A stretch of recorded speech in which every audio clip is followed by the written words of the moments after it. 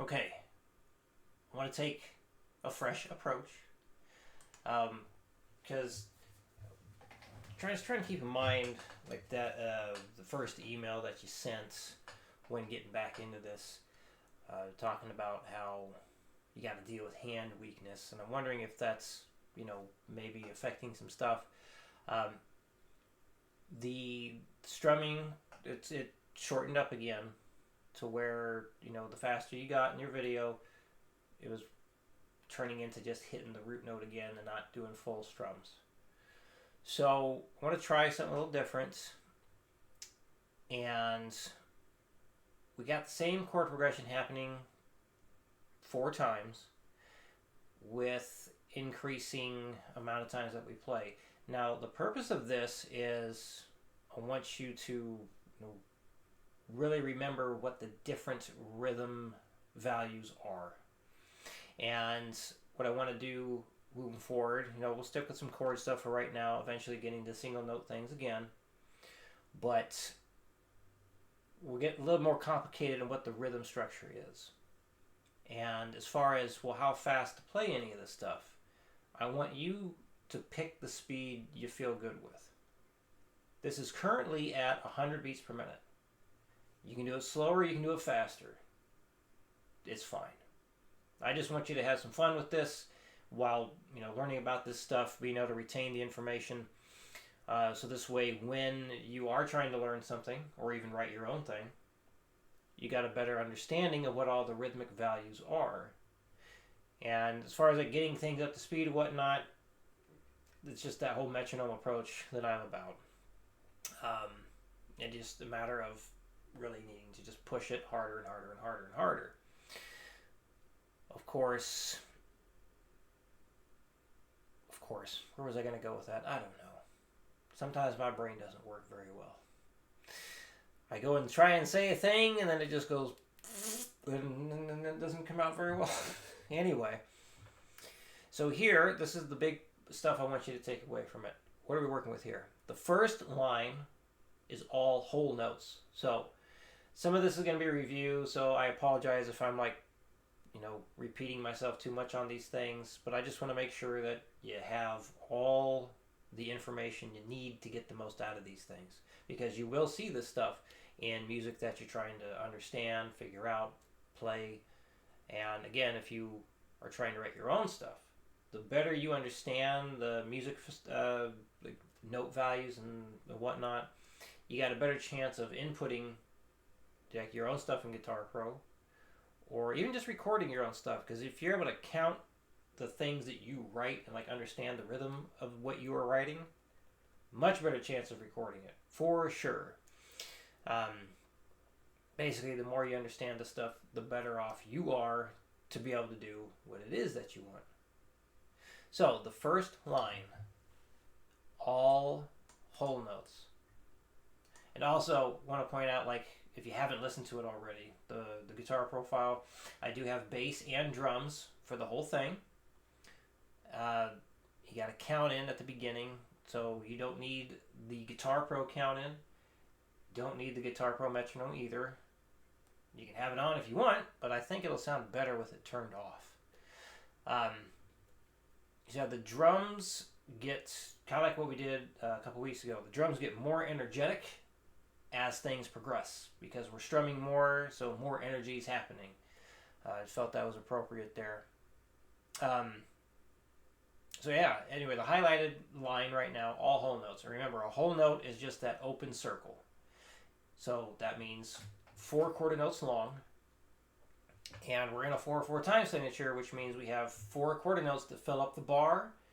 1 quarter note equals 1 beat. So that's what the 4/4 time signature is.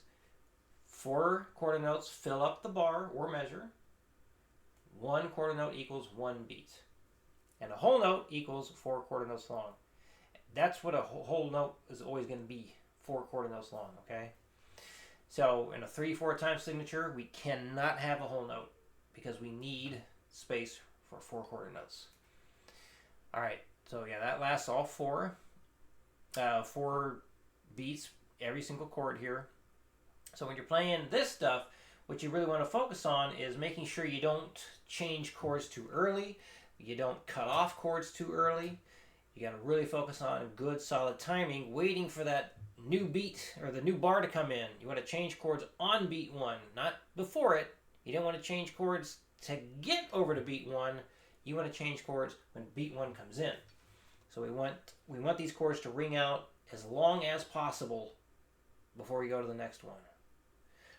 And then next line, we double it up, all half notes. So you see we got that whole note in there, and then we have that little stick called the stem. I don't know why it's called that, but that's what I read, so that's what I say. Anyway, we put the little stick on the half, or the whole note becomes a half note. So each one of those is 2 quarter notes long, so in this case it's going to ring out for 2 beats each. And then here, of course, we've got all quarter notes. So far I'm going to say, yeah, just do downstrokes for everything. I'm going to leave this one up to you as well. For the 8th notes, you can do all downstrokes, or you can do all down, up, down, up, down, up, down, up. Your call. Your call. Obviously, when we get the 16th notes, some alternate picking is going to happen. So if you feel ready for it, you're up for it, alternate pick the 8th notes. You might as well get some practice in eventually. But if you don't feel ready for it, don't worry about it. We can stick with the 8th notes, or the all downstrokes for now. But eventually, we won't want to get some upstrokes going in again. I think that's about it. So yeah, whole notes, then half notes, quarter notes, then 8th notes, and then next time we'll get a bit more complex, a little more complicated with things. But let's just try this, and hopefully this is a fun thing to practice because of the drums and the bass, and hopefully you just like the chord progression. Okay, let's play this. So again, this is at 100 beats per minute, but you set it at whatever tempo you want. Doesn't matter. Whatever you feel comfortable with. I'm probably going to have to adjust the volume here. I had the metronome playing. Let me just double check that real quick.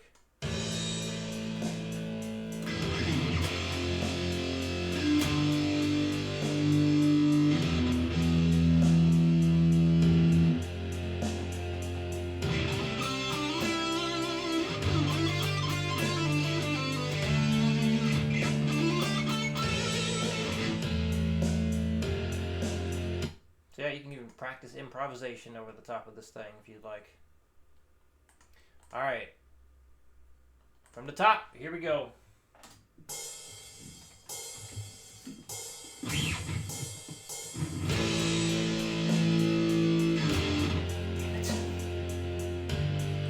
I just noticed part of this was cut off, and I tried to adjust it and then get back to the chord strumming right away, and I screwed it up. All right, here we go. 1, 2, 3, 4.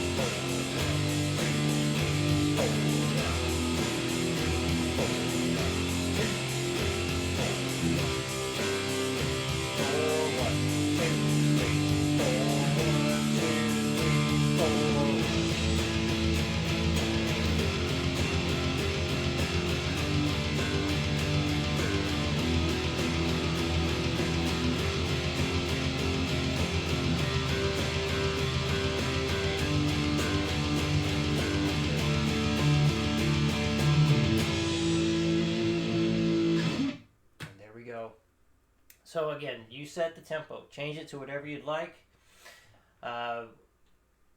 If 100 beats per minute is feeling pretty easy, challenge yourself. Go faster. Definitely go faster. Because basically I want you to play it at a speed that you're still fairly comfortable with, but still challenged at the same time. So if it ends up staying at 100, fine. That's okay. If it ends up being 120, cool. 140, that's good. Anything's fine. Heck, even if you need to do it at 90, it doesn't matter. Especially like, throwing in those upstrokes there. If it needs to be 90, that's okay. So there is no right or wrong number here. Whatever speed allows you to play this really well, that's what we want. Okay. If you have any questions, let me know. And I will... Oh, yeah, as far as like playing along with this, I think we did this, 2 weeks ago. Yeah, go ahead, play along with the track. Whatever tempo it is, just let me know what speed you got to. And, yeah, there we go. All right, see you again in your new video.